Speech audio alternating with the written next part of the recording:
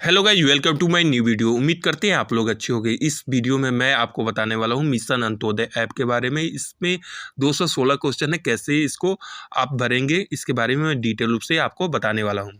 तो आप जैसे ही आप लॉगिन करेंगे तो कुछ इस तरह से आपको दिखाई देगा। यहाँ पे आप सबसे ऊपर देख सकते हैं स्वागत, आपका नाम दिखाई देगा, ग्राम पंचायत। फिर नीचे दिखा है गाँव का डेटा सिंक करें। यहाँ पे क्लिक करके आप अपने गाँव का डेटा को सिंक कर लेंगे। इसके बाद आपको यहाँ पे सफलतापूर्वक हो चुका है। यहाँ पे ठीक है, क्लिक करेंगे। सर्वेक्षण डेटा भरें, यहाँ पे क्लिक करेंगे। यहाँ पे आपको अपने गांव को चूज कर लेना है। चूज करने के बाद जारी रखें पे क्लिक करेंगे। यहाँ पे आपको देख सकते हैं स्थान विवरण है। यहाँ पे आपके राज्य जिला जो भी है आपको दिखाई दे रहा है। इसके बाद आपको मूल मापदंड में देखना है, क्लिक करना है। तो यहाँ पे आप देख सकते हैं संसदीय क्षेत्र है जो आपका डिस्ट्रिक्ट है उसको आप भरेंगे। फिर विधानसभा क्षेत्र, जो आपका विधानसभा क्षेत्र होगा उसको भरेंगे। गांव की कुल जनसंख्या जितनी है उसको आप यहाँ पे लिख देंगे। पुरुष की जनसंख्या कितनी है और महिला की जनसंख्या और परिवार कितने हैं यहाँ पे आप लिख। ये वीडियो थोड़ी सी लंबी होने वाली है, लेकिन आप इसको समझ रहेंगे तो आपको सर्वे करने में काफ़ी आसानी रहेगी। को नीचे दिख रहा है सहेजे सबमिट, आपको ड्राफ्ट सहेजे में क्लिक कर देना है। यहाँ पे आपको डेटा ड्राफ्ट के लिए सहेजा गया है, यहाँ पे क्लिक कर देंगे। क्लिक करने के बाद आपको यह जो मूल मापदंड है ये आपका हो चुका है। इसके बाद सुशासन जीपी स्तर पे पूछने के लिए यहाँ पे आप क्लिक करेंगे। यहाँ पे 7वें नंबर का क्वेश्चन है, ग्राम पंचायत में निर्वाचित प्रतिनिधियों की कुल संख्या। इसमें आपको प्रधान, बीडीसी और अपने आपके गांव में कितने वार्ड मेंबर हैं उनकी जनसंख्या सब मिलाकर जितने होंगे उसको आप लिख देंगे। लिखने के बाद 8 नंबर पे दिया है जीपी में राष्ट्रीय स्वराज अभियान के उन्मुख निर्वाचित प्रतिनिधियों की संख्या। ये अपने प्रधान या सचिव से पूछ लेंगे, वो आपको बता देंगे। फिर दिया है 9 नंबर, ग्राम पंचायत में वित्तीय वर्ष 2021-22 में राष्ट्रीय स्वराज अभियान के प्रशिक्षण कितने लोग को, जितने इसमें निर्वाचित लोग हैं जिनको गांव के लोगों ने चुनकर भेजा गया है प्रतिनिधि को, उनका प्रशिक्षण हुआ है या फिर नहीं, कितने लोगों को आप सचिव से पूछ लेंगे। फिर 10 नंबर पे है, क्या सभी योजनाओं के लाभार्थी की सूची ग्राम पंचायत में प्रदर्शित की गई है। आपकी ग्राम पंचायत में इन सभी जितने लाभार्थी हैं उनकी सूची को आपके यहाँ चिपकाया गया है या आप रखे हैं, तो उसको हाँ नहीं में जवाब देना है। क्या सूचना पटल पे प्रदर्शित किया कार्यों की सूची उपग्राम के भीतर बस्ती द्वारा किया गया है। अगर आपको जो सूचना है उसका प्रतिलिपि यानी उस पर कहीं लिखा गया है तो अगर हाँ होते हाँ कर देंगे। 13 नंबर, जीपी द्वारा गठित अस्थायी सदस्यों की संख्या, इसमें जितने सदस्य होंगे उसको आप लिख देंगे।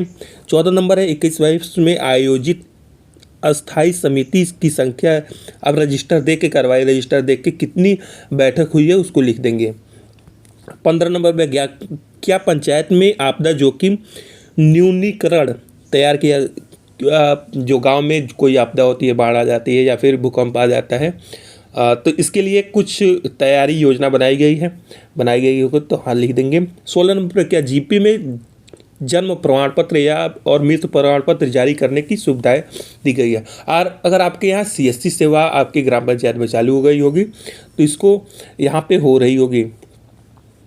उसके बाद क्या है, जीपी में आय प्रमाण पत्र जारी करने की सुविधा दी गई है। अगर सीएससी सेंटर चालू हो गया होगा तो अगर हाँ होगा, नहीं होगा तो नहीं होगा।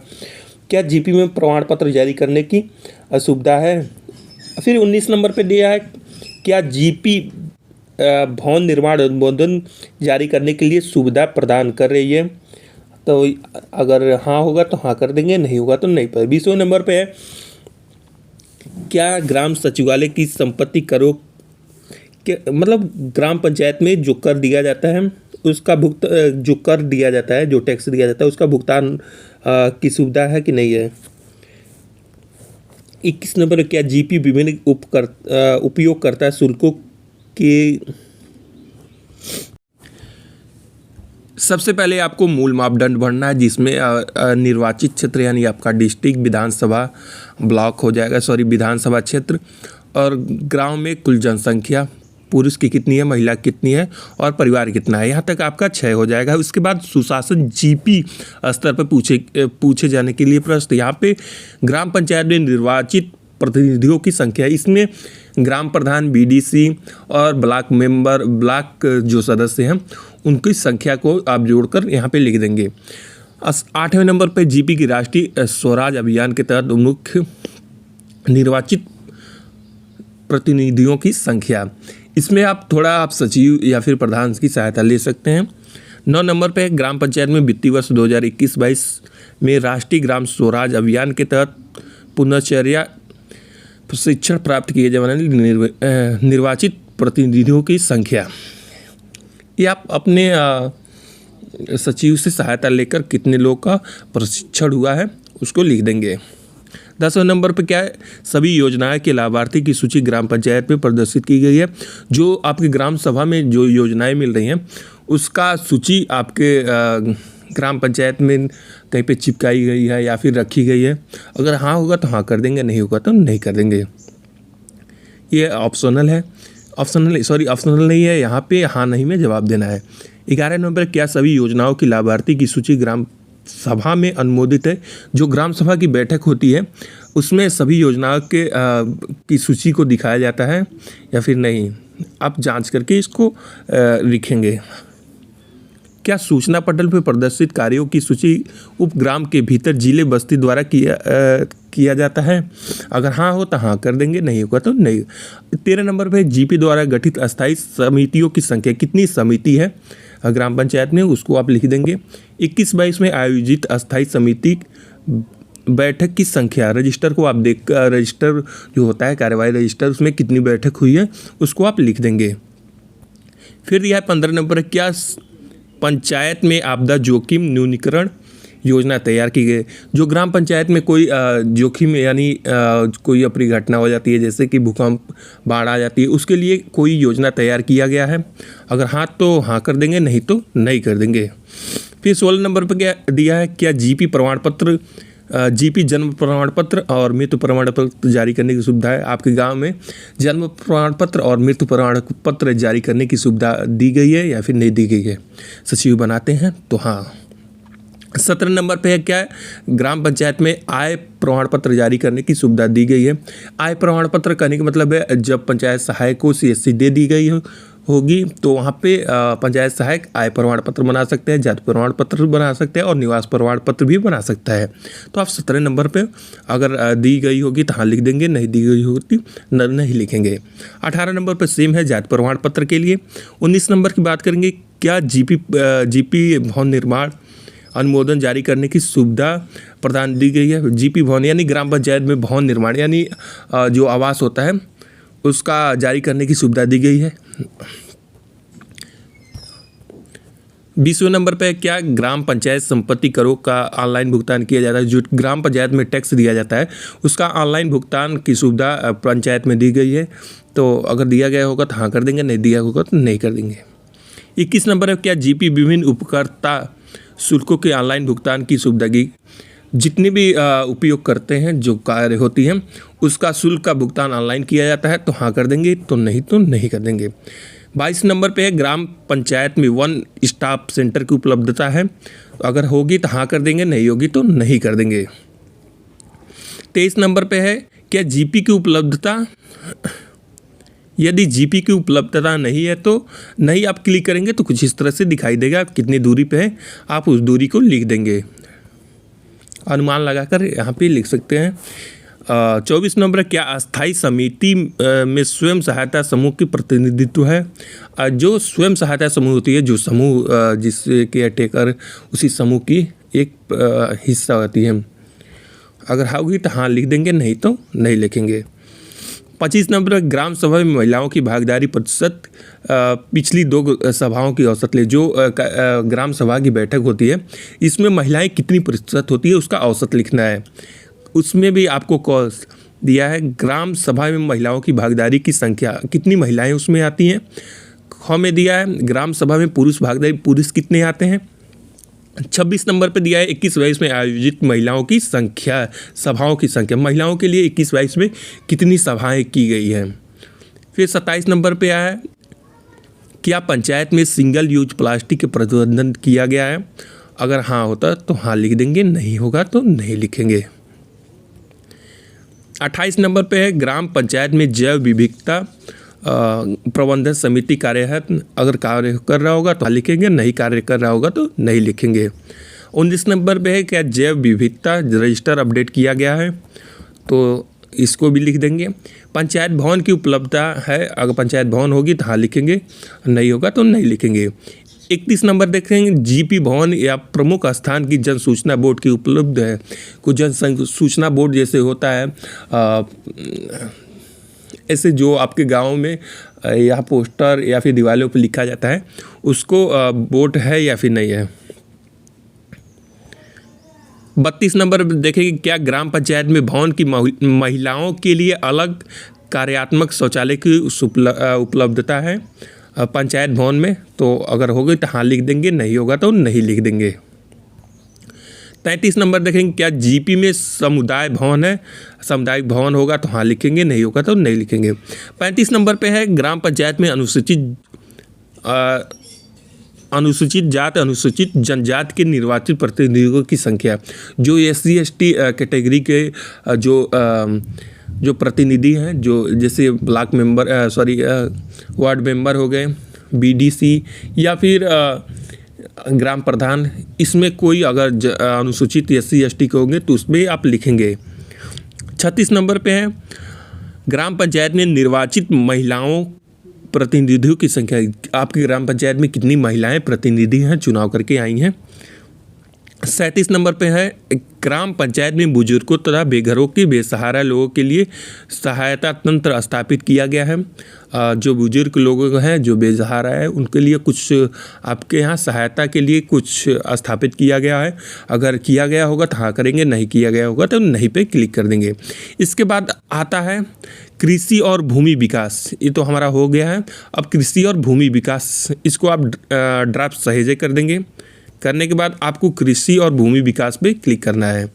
जैसे ही आप क्लिक करेंगे तो कुछ इस तरह से फिर से ओपन हो जाएगा। 38 नंबर क्वेश्चन है प्रधानमंत्री किसान निधि के तहत लाभ प्राप्त करने वाले परिवारों की संख्या। कितने परिवार के लोग इस PM किसान निधि का लाभ उठा रहे हैं, उसको लिख देना है। आप गूगल पे जाएंगे, साइट्स चेक करके वहाँ से निकाल कर देख सकते हैं। 39 नंबर पे ग्राम के राजस्व सीमा के भीतर सरकारी बीज केंद्रों की उपलब्धता है। अगर होगी तो हाँ लिख देंगे, नहीं होगी तो नहीं लिखेंगे। 41 यानी 41 नंबर है क्या यह गांव जलागम विकास योजना का हिस्सा है? अगर होगा तो हाँ लिखेगी। जो जलागम होता है, जो नहर वहर है, उसके परियोजना का हिस्सा है। 42 नंबर है गांव की राजस्व सीमा के भीतर सामुदायिक वर्षा संचय प्रणाली, तालाब, डैम, अगर ये सब है तो हाँ लिखेंगे, नहीं होगा तो नहीं लिखेंगे। 43 नंबर क्या ग्राम में सरकारी योजना के तहत किसान समूह है? समूह होगा तो उसको लिखेंगे, नहीं होगा तो नहीं लिखेंगे। जो गोदाम होता है आपके यहाँ होगा तो लिखेंगे, नहीं होगा तो। 44 नंबर गांव की राजस्व सीमा के अंदर खाद्यान्न भंडार के लिए गोदाम की उपलब्धता है, वही गोदाम होगा तो हाँ लिखेंगे। 46 नंबर गांव की राजस्व सीमा के भीतर प्राथमिक संकरण सुविधाओं की उपलब्धता है, अगर होगी तो हाँ लिखेंगे। 47 नंबर पे है क्या गांव में अपनी राजस्व सीमा के भीतर कस्टम हायरिंग केंद्र है, कृषि उपकरण पहुँच जाता है? अगर होगा तो हाँ। गांव की राजस्व सीमा के भीतर मिट्टी प्रशिक्षण केंद्रों की सुविधा है।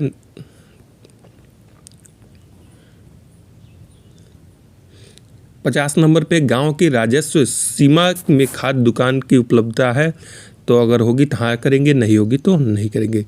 राजस्व रिकॉर्ड के अनुसार ग्राम की राजस्व सीमा के भीतर सामान्य चारागाह होगी उपलब्धता है, होगी तो हाँ। तो उसके बाद 53 नंबर पे है प्रधानमंत्री किसान पेंशन योजना PMKVY के तहत पंजीकृत गांव के किसानों की कुल संख्या। ये आप यहाँ पे लिख देंगे, कृषि विभाग से थोड़ा सा मदद लेकर यहाँ पे लिख देंगे। इस गांव के किसानों की कुल संख्या जिसमें प्रधानमंत्री किसान पेंशन जिसको मिलता है उसको लिख देंगे। 5वां नंबर पे वित्तीय वर्ष 2022-23 में पीएम प्रधानमंत्री फसल बीमा योजना के अंतर्गत कितने परिवारों को लाभ मिला उसको लिख देंगे। 56 नंबर पे है गांव में वर्तमान जैविक खेती करने वालों की, जो जैविक खेती करते हैं उनकी संख्या लिखना है। जैविक खेती करने का मतलब जैविक, हाँ वही ठीक है। 57 नंबर वित्तीय वर्ष 2021-22 के दौरान गांव की मृदा स्वास्थ्य कार्ड प्राप्त करने वाले कितने लोगों को कितने परिवारों को स्वास्थ्य कार्ड मिला है उसको लिख देंगे। 58 नंबर गांव की सिंचाई का मुख्य स्रोत क्या है? नहर है, सतह है, जलकूप कुआं पंप क्या है? इसके बाद 59 नंबर पे ड्रिप स्प्रिंकलर सिंचाई का प्रयोग करने वाली, तो यहाँ पे कितने परिवार करते हैं? जो ड्रिप स्प्रिंकलर है जो छिड़काव वाली है उससे सिंचाई कितने लोग करते हैं?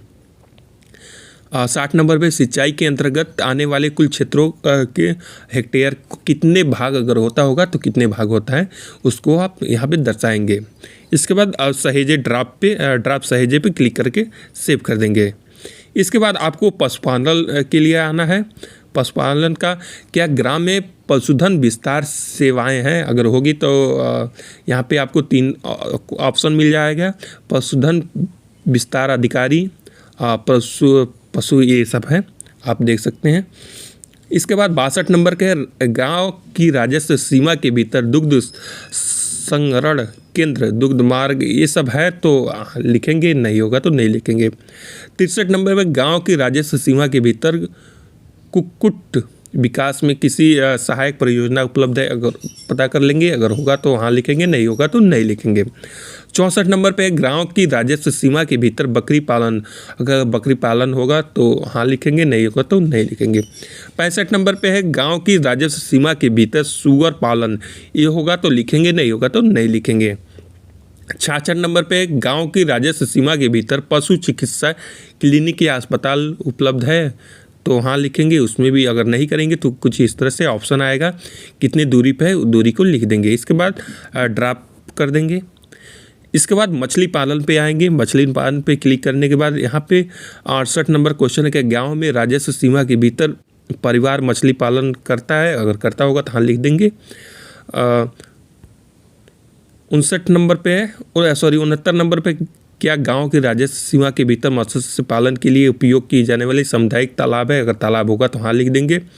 70 नंबर पे कि गांव के राजस्व भीतर मत्स्य पालन के लिए कोई विस्तार सुविधा है, अगर होगी तो हाँ लिखेंगे, नहीं होगी तो नहीं लिखेंगे।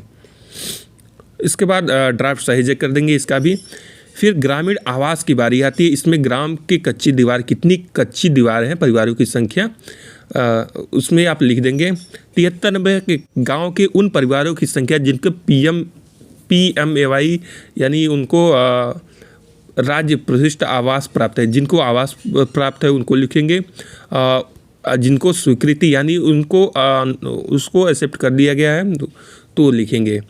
ये आप थोड़ा सचिव जी से संपर्क कर लेंगे। 74 नंबर है PMAY राज्य विशिष्ट आवास योजना के, इसमें जो सूची है परिवारों की संख्या उसको लिख कर सहेजे ड्राफ्ट पे क्लिक कर देंगे।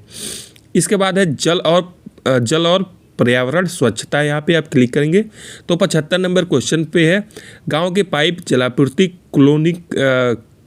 क्लोरीनीकरण की प्रणाली उपस्थिति, यहाँ पे जो होगा उसको आप लिख देंगे। इसके बाद 76 नंबर वर्तमान में गांव की फीड टेस्ट किट का प्रयोग जल नमूना के प्रशिक्षण, इसमें आप अगर होगा तो हाँ लिखेंगे, नहीं होगा तो नहीं लिखेंगे। यहाँ पे 77 नंबर है गांव की राजस्व सीमा के भीतर वर्षा जल संचय की संख्या है, अगर बना जाता है जो वर्षा जो पानी होती है बारिश की, उसको इकट्ठा करने के लिए, उसको संचय करने के लिए कुछ बनाया गया है, अगर बनाया गया होगा तो रिकॉर्ड के अनुसार यहाँ पे लिखेंगे। 78 नंबर है क्या गांव की ग्राम जल और स्वच्छता समिति VWSC का गठन किया गया है, अगर गठन किया गया हो तो हाथ लिखेंगे। फिर 79 नंबर है गांव की राजस्व सीमा के भीतर जल निकास सुविधा का सबसे प्रमुख प्रकार क्या है? त्रिशुवन, ढके हुए नाली, क्या है? जो भी रहे के आप इसको लिख देंगे। इसके बाद 80 नंबर पे क्या गांव के भीतर परिभाषित सामुदायिक अपशिष्ट निपटन प्रणाली मौजूद है? अगर होगी तो हाँ लिख देंगे, नहीं होगी तो नहीं पे टाइप कर देंगे। 81 नंबर है क्या गांव खुले में शौच मुक्त ODF का प्रमाण पत्र देखने का रिकॉर्ड करे? अगर होगा तो हाँ करेंगे, नहीं होगा तो नहीं करेंगे। 82 नंबर गाँव में नल कलेक्शन परिवारों की संख्या आप काउंट करके लिख लेंगे। 83 नंबर गांव में राजस्व सीमा के अंतर्गत निर्मित सामुदायिक शौचालय की संख्या, कितने सामुदायिक शौचालय बने हैं उसको आप लिख देंगे। इसके बाद 84 नंबर है गांव की दिव्यांगों के लिए कितने शौचालय बने हैं तो आप लिख देंगे। 85 नंबर है क्या गांव में ठोस अपशिष्ट के लिए एकत्र किया गया? कोई ठोस प्रबंधन के लिए आपको यहाँ कोई एकत्र करने के लिए किया गया है। फिर 88 नंबर है गांव के ऐसे परिवारों की संख्या जिसमें स्वच्छ शौचालय नहीं है। ऐसे परिवार आपका जाएंगे सर्वे करने के लिए तो आप देख लेंगे, उसको आप लिख देंगे। इसके बाद ड्राफ्ट सहेजे पे क्लिक करेंगे। क्लिक करने के बाद सड़कें और संचार पे आएंगे। यहाँ पे आपको 89 नंबर क्वेश्चन है क्या गांव की 12 सड़कें से जुड़ा है?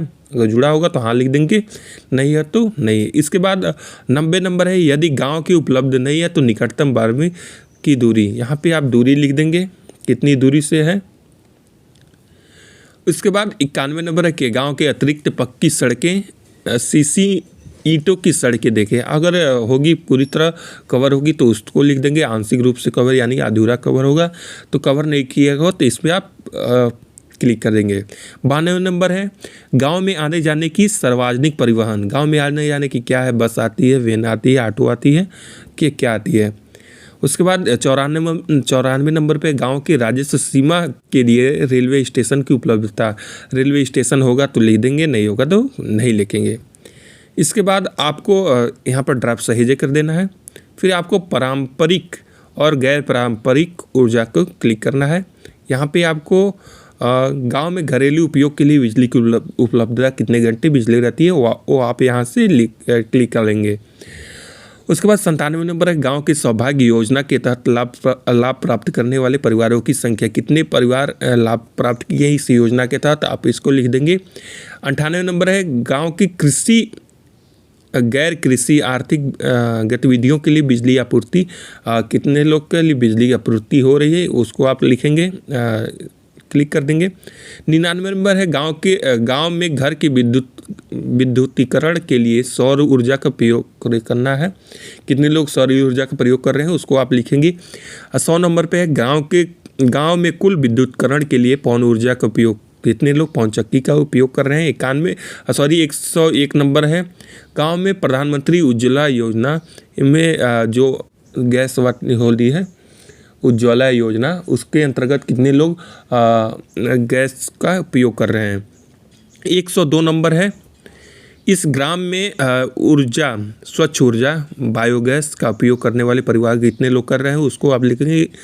103 है क्या ग्राम में राजस्व सीमा के भीतर सामुदायिक बायोगैस कचरा इसकी व्यवस्था की गई होगी। अगर हाँ की होगी तो हाँ लिखेंगे, नहीं होगी तो नहीं पे क्लिक कर देंगे। 104 है लाइट गांव में राजस्व सीमा के भीतर सौर ऊर्जा संचालित स्ट्रीट लाइटों की संख्या कितनी है उसको आप लिख देंगे।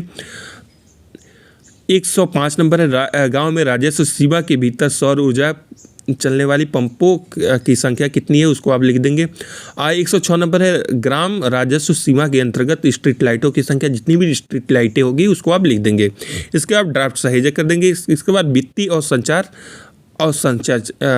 को आप देखेंगे। इसमें 107 नंबर है कि गांव के राजस्व सीमा के भीतर कोई कॉमन सर्विस सेंटर यानी जो पंचायत भवन में कॉमन सेंटर जिसे CSC है वो लगा है, पंचायत भवन से सटा हुआ अलग की स्थिति में ऐसी कोई नहीं है तो यहाँ पे आप लिख देंगे। 108 नंबर है, क्या गाँव की राजस्व सीमा के भीतर कोई पक्का भवन बैंक शाखा उपलब्ध है? होगा तो हाँ लिखेंगे, नहीं होगा तो नहीं लिखेंगे। 110 नंबर है, इस गांव की सेवा देने वाली जो प्रतिनिधि है बैंक शाखा एटीएम के अलावा बैंकिंग सेवा जो दिया जा रहा है वो आपके यहाँ है तो हाँ लिखेंगे। 111 गांव की राजस्व सीमा के भीतर एटीएम की उपलब्धता है, होगी तो हाँ लिखेंगे, नहीं होगी तो नहीं लिखेंगे। 113 गांव में जनधन बैंकों की वयस्कों की संख्या है, जनधन बैंक में कितने लोग का वयस्कों की संख्या है वो आप लिखेंगे। 114 नंबर, गांव की राजस्व सीमा के भीतर डाकघर उपकरण की सुविधा है तो इसको लिखेंगे। 116 में गांव के टेलीफोन की उपलब्धता है तो जो भी होगा तो उसको आप लिखेंगे। 117 नंबर देखेंगे, गांव के इंटरनेट ब्रॉडबैंड की सुविधा है, जो इंटरनेट या वाईफाई दी गई होगी तो हाँ पे क्लिक करेंगे, नहीं होगी तो नहीं पे क्लिक करेंगे, जिसका ड्राफ्ट सहेजे कर देंगे। इसके बाद मेले और बाजार और मेले पे जाएंगे। गांव में राजस्व सीमा के भीतर विभिन्न प्रकार की जो मंडी उंडी लगती है उसको मंडी, दैनिक बाजार, साप्ताहिक बाजार, कौन सी बाजार लगती है तो आप इस पर क्लिक कर देंगे। फिर 100 अगर नहीं पे कोई नहीं पे क्लिक करते हैं तो 119 आपका ओपन हो जाएगा। यदि गांव की राजस्व सीमा के भीतर उपलब्ध नहीं है तो कितने दूरी पर है तो आप इसको लिख देंगे। इसके बाद आपको सार्वजनिक वितरण प्रणाली पे आप जाएंगे। इस पे आपको 120 नंबर पे है, गांव की राजस्व सीमा के भीतर उचित मूल्य की दुकान राशन की दुकान है तो वहाँ पे क्लिक करेंगे, नहीं होगा तो नहीं पे। अंत्योदय कार्ड कितना है तो उसको आप लिख देंगे, घरेलू यानी प्राथमिक वाले कार्ड कितने हैं। फिर से 123 क्वेश्चन आप देखेंगे तो 2021-22 में राष्ट्रीय नियम कितने लोग को परिवार संख्या थी, पात्र कितने परिवार से थे। फिर से 124 में देखेंगे, वित्तीय वर्ष 2021-22 में कुल परिवारों की उचित मूल्य की दुकानों के खाद्य प्राप्त हुआ, उसको आप लिख देंगे। इसके बाद आपको पुस्तकालय पे जाना है तो 125 नंबर क्वेश्चन है, गांव के राजस्व सीमा के भीतर सार्वजनिक पुस्तकालय है, अगर आपके पंचायत भवन में पुस्तकालय बना होगा तो हाँ लिख देंगे, नहीं तो कोई बात नहीं है। इसके बाद आपको मनोरंजन और खेल के लिए आना है तो यहाँ पे 127 नंबर, गांव के राजस्व सीमा के भीतर मनोरंजन केंद्र यानी खेल कूद मैदान के लिए है, ये सब होगा, इंडोर होगा, आउटडोर है, जो भी है तो आप इसको लिख देंगे। इसके बाद 128 में, क्या गांव में अपनी राजस्व सीमा के भीतर आवश्यक सुविधाओं के लिए चिल्ड्रेन पार्क है, जो छोटे छोटे बच्चे के हैं उसके लिए पार्क बना है नहीं बना है उसको आप लिख देंगे। लिखने के बाद शिक्षा व्यावसायिक है, यहाँ पे आपको 129 नंबर क्वेश्चन है, गांव के राजस्व सीमा के भीतर प्राथमिक अनुभाग के लिए विद्यालयों की संख्या कितने विद्यालय हैं उसको आप लिखेंगे। 137वें गांव में 137 नंबर पर देखेंगे, गांव के वर्तमान कुल नामांकित बच्चों की संख्या जो 6 से 14 वर्ष के हैं। उसके बाद देखेंगे कितने बच्चे स्कूल नहीं जाते हैं, 138 में 6 से 14 वर्ष के भीतर। फिर से 139 में आप देखेंगे 2021-22 के स्कूल कितने लोग 6 से 14 वर्ष के बच्चे कितने स्कूल छोड़े हैं। 140 में देखेंगे गांव में वर्तमान स्कूल की नामांकित इसमें विकलांगों की संख्या है जितने लोग पढ़ने जाते हैं। 141 गांव में अनुसूचित जनजाति के लिए पिछड़ा वर्ग के लिए कितने परिवार के बच्चे छात्रवृत्ति मिल रही है उसको आप लिखेंगे।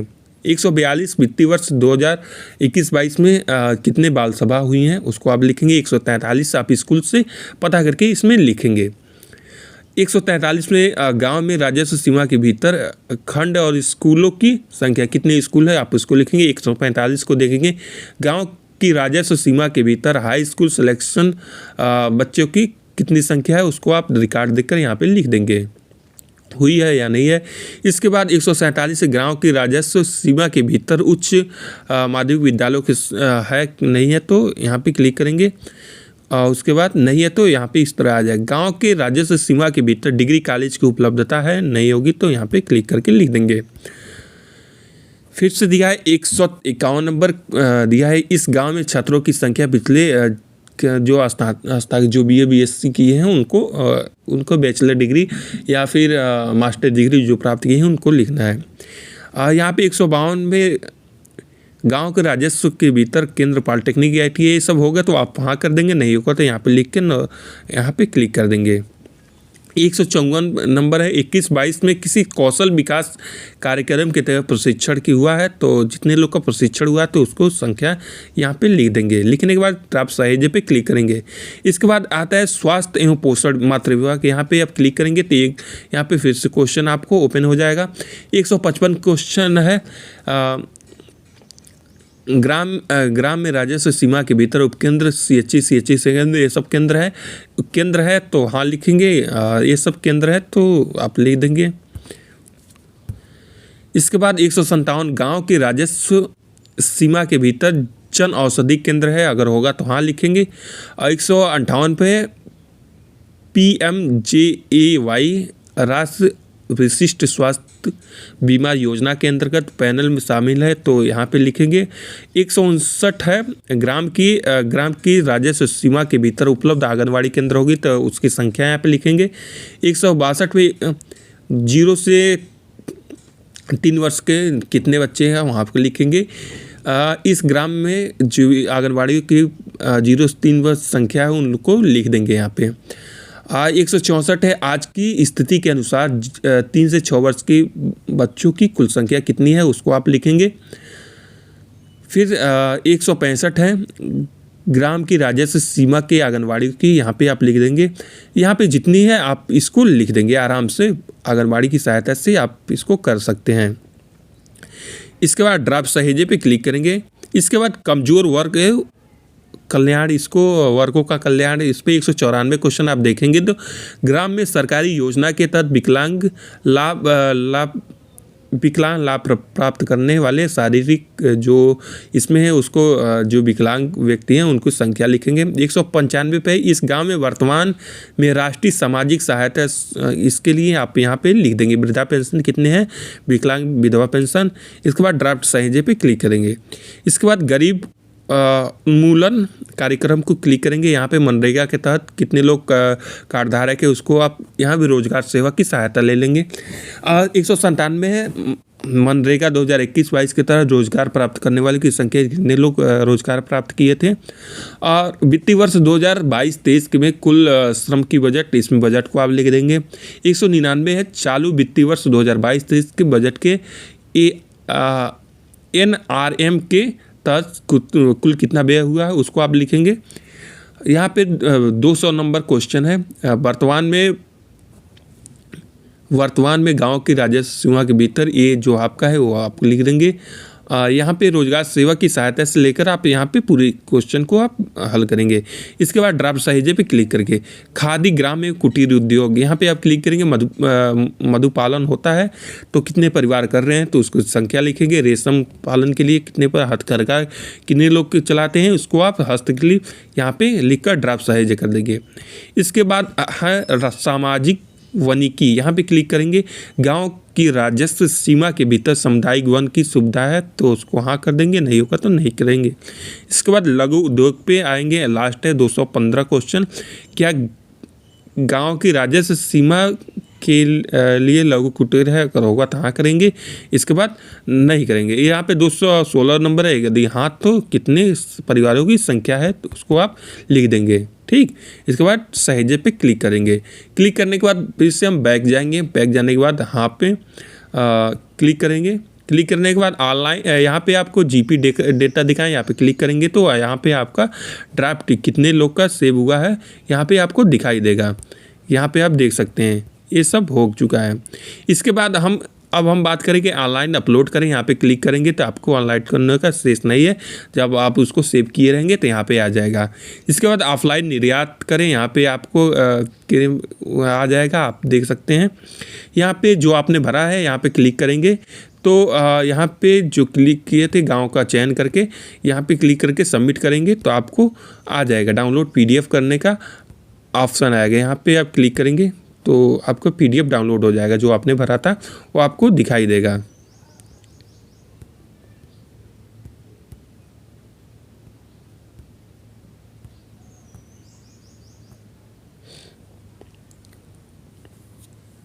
थोड़ा सा टाइम लगेगा लेकिन आपको ये वीडियो लंबा हो रहा है तो मैं माफ़ी चाहूँगा। यहाँ पे आप देखेंगे PDF आपका डाउनलोड हो जाएगा। इस पर ग्राम पंचायत बदला है। अगर आपने कुछ गलत भर दिया है तो यहाँ से रीसेट कर सकते हैं। तो आप जितने भी भरे थे वो आपका डेटा शून्य हो जाएगा। यहाँ पे ग्राम पंचायत मान्यवर कॉपी जो अपलोड करना है, यहाँ पे आप जाएंगे। यहाँ पे आप अपनी ग्राम पंचायत की प्रथम मान्य कॉपी को, पृष्ठ को और अंतिम पृष्ठ को अपलोड कर देंगे। फिर से आपको भौगोलिक संदर्भ, यहाँ पे आपको जियो टैगिंग करना है तो ब्लॉक सेलेक्ट कर लेंगे। जब आप भरे रहेंगे तो आप इसको यहाँ पे आपको दिखाई देगा ग्राम पंचायत सर्वेक्षण। यहाँ पे विकास क्षेत्र जिसके लिए करेंगे आपको फ़ोटो कैप्चर करके अपलोड कर देना है। इसके बाद आपको वीडियो बनानी है। वीडियो बनाने के बाद यहाँ पे आपको वीडियो का ऑप्शन आ जाएगा। यहाँ से विकासखंड ग्राम पंचायत, यहाँ पे वीडियो आप करके PDF में भी और वीडियो में भी वो अपलोड कर सकते हैं। उम्मीद करेंगे ये छोटी सी जानकारी आपको अच्छी लगी, क्योंकि ये छोटी सी जानकारी आपको अच्छी लगी तो वीडियो को लाइक कीजिए। चैनल पर नया है तो चैनल को सब्सक्राइब करके बेल आइकन दबा दीजिए। अब काफ़ी लंबा वीडियो बन गया, थक गया हूँ यार, प्लीज़ सब्सक्राइब कर देना। Thank you.